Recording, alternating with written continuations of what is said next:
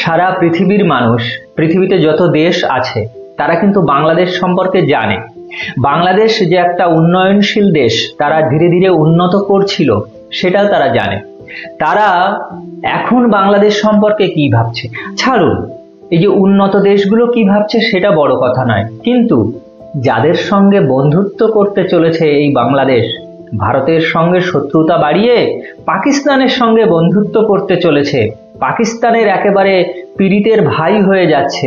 তো এখন সেই দেশের মানুষগুলো যারা শিক্ষিত যুব সম্প্রদায়, তারা বাংলাদেশকে কোন নজরে দেখছে?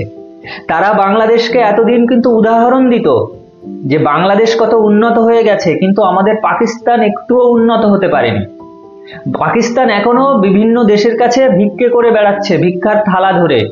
ভারত তাদের এই হাল করে দিয়েছে। তারা উদাহরণ দিত যে ভারত কত উন্নত হয়ে গেছে একই সঙ্গে স্বাধীনতা পেয়েও, আর পাকিস্তান কিভাবে পিছিয়ে আছে। সেই সাথে সাথে বাংলাদেশও যে উন্নত হয়েছে সে কথাও তারা স্বীকার করত। কিন্তু এই ইউনূস যখন ক্ষমতায় এসে বসেছে, তারপর সেখানকার শিক্ষিত যুব সমাজ তারা কি বলছে একটু শুনে দেখুন। आज जिस तरह से बांग्लादेशियों का बुरा हाल हो चुका है, क्योंकि बांग्लादेशियों को अपनी जो तरक्की थी वो हजम नहीं हो रही थी। अच्छा खासा था यार, वो बिल्कुल तरक्की कर रहा था। हम लोग पाकिस्तान में उनके एग्जाम्पल दे रहे थे कि यार टक्का हमसे बेहतर चला गया, लेकिन जिस तरह से उन्होंने इंडियंस के साथ बुरा सलूक किया और जिस तरह से उनको मारा पीटा, एंटी इंडियन हो गए। Still Mohammad Yunus anti Indian ही है जनाब। तो बांग्लादेश में मुझे लगता है अगर इसी तरह से चलता रहा तो बांग्लादेश फिर उसी टक्के पे आ जाएगा, और फिर हम यही कहेंगे भाई अब तो टक्का भी हमसे गया गुजरा। अब ये मुझे तो लगता है इनको मरने के लिए कोना भी नहीं, मरने के लिए नहीं, बांग्लादेश बिल्कुल कंगलादेश बनने वाला। দেখেছেন তো, কাংলা কথাটাও অন্তত তারা বলছে। তারা এতখানি সজাগ বাংলাদেশ সম্পর্কে। তারা বলছে যে ভারত বিরোধী হওয়ার জন্য এই যে ইউনূস গভর্নমেন্ট এবং যেসব জিহাদিগুলো ভারত বিরোধী হওয়ার জন্য তাদের পতন ডেকে এনেছে। আরে পাকিস্তান তো ভারতের চিরশত্রু, তারা তো আনন্দ পাওয়ার কথা যে ভারতের সাথে বাংলাদেশের শত্রুতা বাড়ছে, পাকিস্তানের এই যুব সম্প্রদায় এদেরও তো আনন্দ পাওয়ার কথা।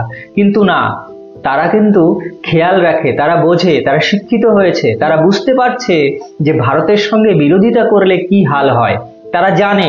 তাই বলছে যে বাংলাদেশ যদি ভারতের সঙ্গে এইভাবে শত্রুতা বাড়িয়ে চলে তাহলে আর বেশি দূর নেই যখন বাংলাদেশকেও পাকিস্তানের মতো ওই ভিক্ষার পাত্র নিয়ে ঘুরে বেড়াতে হবে। তাই বাংলাদেশের সচেতন মানুষ যারা আছেন তারা যেভাবে হোক প্রতিরোধ গড়ে তুলুন, আর অপেক্ষা করা নয়। এই ইউনূস যতদিন সরকারে আছে, যে কয়দিন ক্ষমতায় থাকবে, বাংলাদেশকে একেবারে শেষ করে দিয়ে যাবে। এই ইউনূসের যেসব গ্যাংগুলো রয়েছে না, এরা বাংলাদেশের স্বাধীনতা, বাংলাদেশের ভালো, বাংলাদেশের উন্নতি কোনো কিছুই চায় না। সংস্কারের নামে এসেছে, কি সংস্কার করেছে বলতে পারেন? কোন সংস্কার কি করেছে? একটা উল্লেখযোগ্য সংস্কারের কথা বলুন। কতগুলো জিনিস ধ্বংসখানি করেছে। স্টক এক্সচেঞ্জ মানে শেয়ার মার্কেটের কি হাল হয়েছে? 54,000 কোটি টাকা গায়েব হয়ে গেছে। খোঁজ রাখেন কি আপনারা বাংলাদেশের সাধারণ মানুষ? বাংলাদেশের সাধারণ মানুষ কি ওই খালি ওই বৌদ্ধ, খ্রিস্টান, হিন্দু এই যারা সংখ্যালঘু আছে তাদের দিয়েই বিচার করবেন, না সে দেশের অর্থনীতি কিভাবে পতিত হচ্ছে সেটা একবার দেখবেন? জাগুন, উঠুন, নইলে ওই যে পাকিস্তানিরা যেভাবে বলেছে না যে কাংলাদেশি হয়ে যাবে, ভিক্ষার পাত্র নিয়ে ঘুরে বেড়াতে হবে পাকিস্তানের মতো, ঠিক সেই রকম হাল হবে।